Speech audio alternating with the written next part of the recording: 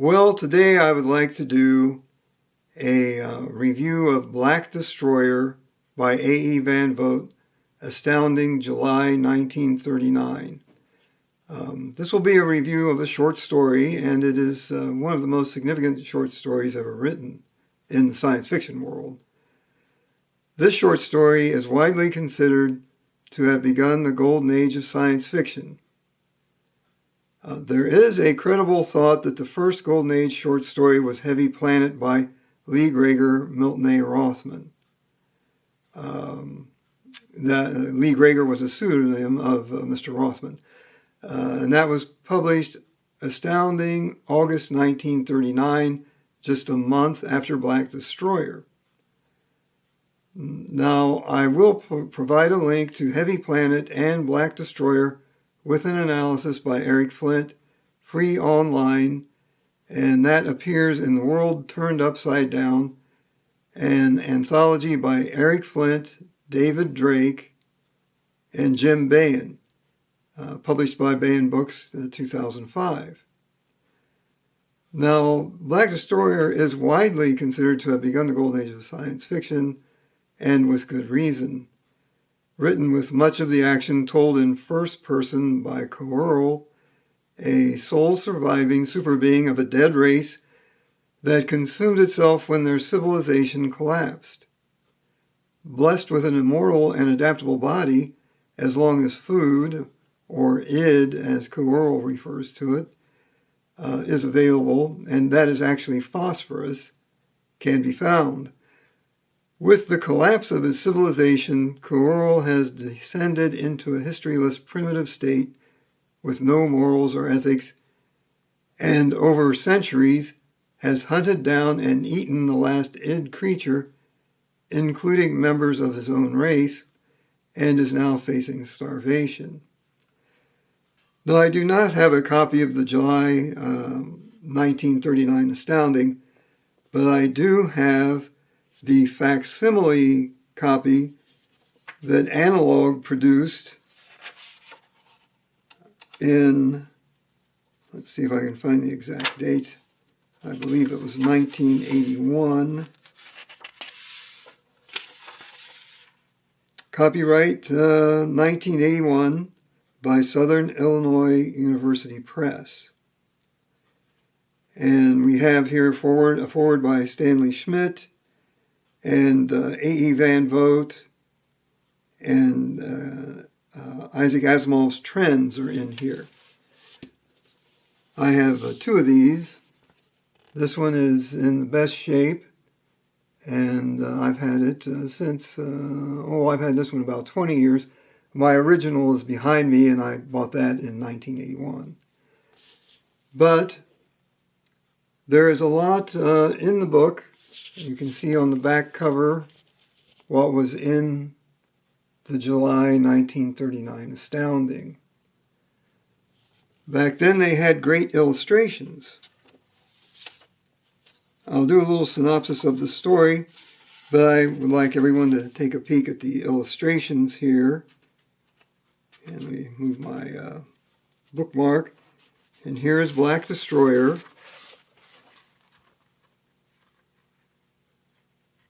And Van Vogt's writing in this story is superb. I mean, it's just fantastic. His descriptive prose is incredible. And the illustrations give us a pretty good idea of what I think Coeurl, however it's pronounced, looks like. And they had genetically engineered themselves before their civilization collapsed. So his food supply run out, and everything looking pretty grim for Coeurl. And suddenly a starship appears and comes down out of the sky and lands nearby Coeurl. Coeurl recalls enough from his past to realize that this is likely a scientific expedition from another world. And it is from Earth. Immediately he begins to scheme how to overcome the ship and use it to reach the civilization it originated from, breed Coeurls, and take over the galaxy, or at least attempt to, which he then does. Coeurl must defeat Commander Morton, chemist Gregory Kent, Chief of Communications Gourlay, biologist Smith, psychologist Seidel, and historian Kurita. Kurita's knowledge of the rise and fall of civilizations proves invaluable in this battle, and he's battling all of these folks and the rest of the crew, and things get pretty rough. The action begins quickly, and the crew is taken by surprise, thinking that Coeurl is a survivor of a collapsed, highly developed planetary civilization. They assume he will be civilized. The architecture in the cities remain intact, but based on Kurita's analysis, they begin to realize who and what they were dealing with. He has survived so long, he's become a historyless savage. The action is intense. The trial and error defenses used against Coeurl are largely ineffective until they come up with a strategy. But if I explain the strategy, that would spoil the story. Now, I feel that Gene Roddenberry was significantly influenced by most of A.E. Van Vogt's writings. And I don't think there's really any doubt about it. And so were a lot of other movies and short stories.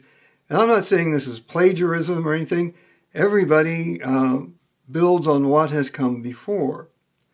So Black Destroyer by A.E. Van Vogt compared to The Man Trap, the first Star Trek episode ever broadcast on September 8th, 1966. Now, the city I lived in did not broadcast Star Trek on any of the local channels. I had to climb out of the dormers on the second floor and crawl upstairs, crawl out the window, climb the chimney, and by hand turn the antenna to point south toward the nearest station, which was 60 miles away, to watch the first episode of Star Trek. Now, I did this with my brother hanging out of a window downstairs and yelling at me when I achieved the greatest resolution on the TV. We still had a lot of snow. So at any rate, I got down there and we were able to accomplish that just before the show started. And I watched the original broadcast of this Star Trek that is clearly, it's called The Man Trap, and it's the first Star Trek ever broadcast. It was written by George Clayton Johnson, and from what I'm reading online and what I've always heard over the years, Gene Roddenberry pretty much directed all the writers on what he wanted. And it seems to be very heavily influenced by Black Destroyer. And again, I'm not saying that that is intentional or anything bad. But why do I think that? Well, by the time I was 15, I had been a member of the Star Trek fan club for quite some time. And this is my paperwork from 1969. And in here are the basic scripts from all the stories, from all the shows, and who wrote them, and the date that the shows were aired, and all kinds of stuff. And I recognized the show as basically being Black Destroyer because I had already read it. Now here's the first show. I've got to be very careful with my ancient paperwork here. Hopefully you can see it, The Man Trap there. And I realized it was basically Black Destroyer. And this is the Enterprise shows up on a depopulated planet being investigated by Professor Crater, and his wife is there with him. And we all know the story in all probability. With a sole-surviving sort of super being, Coeurl, with a long-lost population and a once-thriving, degenerated civilization. Again, Black Destroyer. But this being does not eat your phosphorus, it absorbs your salt. It then tricks its way onto the Enterprise, just like Coeurl, for more victims and a possible escape from the planet. Okay then. If that is not Black Destroyer influence, I'll change my name to Coeurl. And at any rate, we have a little Black Destroyer influence on Forbidden Planet, obviously, as well. The monster from the id. Now, that's a different type of id, but it's kind of similar, and they even refer to the monster from the id as the mindless primitive, starship, unknown monster, ineffective defense, etc. So I feel that A.E. Van Vogt was very influential on Star Trek, and I have a video that is dedicated just to that concept. You can watch it and see what you think. There is the man trap. And I really enjoyed Star Trek. Of course, I am not saying anything derogatory about Star Trek in any way, shape, or form. I love it. I watched a couple episodes last night on Pluto for free. So you can read the Van Vogt and Gregor stories here from the Baen site and consider which one you think is the beginning of the Golden Age. The vast majority of science fiction folks feel it's Black Destroyer, but I have to admit, Heavy Planet is great science fiction. And now the site is not secured. The Baen people are not keeping up with things like they used to. But I've had no problems using the site for years, and I'll have the link here that you can read both of these stories and read Flint's analysis of them, which I think is very good. So that is all I have for today. Well, maybe not, maybe a little more. I would like to bring up that I will eventually be doing dedicated reviews of The Voyage of the Space Beagle, which is the collected short stories that Van Vogt published in Astounding and then novelized later. Personally, I think the individual short stories are better. And all of these stories in Triad here definitely influenced a lot of folks, and I think you can see it very plainly in Star Trek, and in particular, the Mixed Men, where you have women in charge of starship battle cruisers, just like the Klingons had in Star Trek. The ship is so large you have to transport around inside of it to get around the ship. All kinds of very Star Trek adventures. In this book, these short stories were written in the 1940s.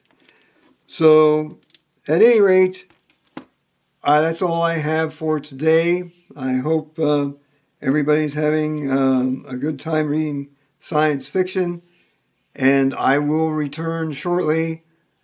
I think with something entirely different, probably some more Redief, which is a lot more fun, and you can actually laugh reading a Redief story 90% of the time.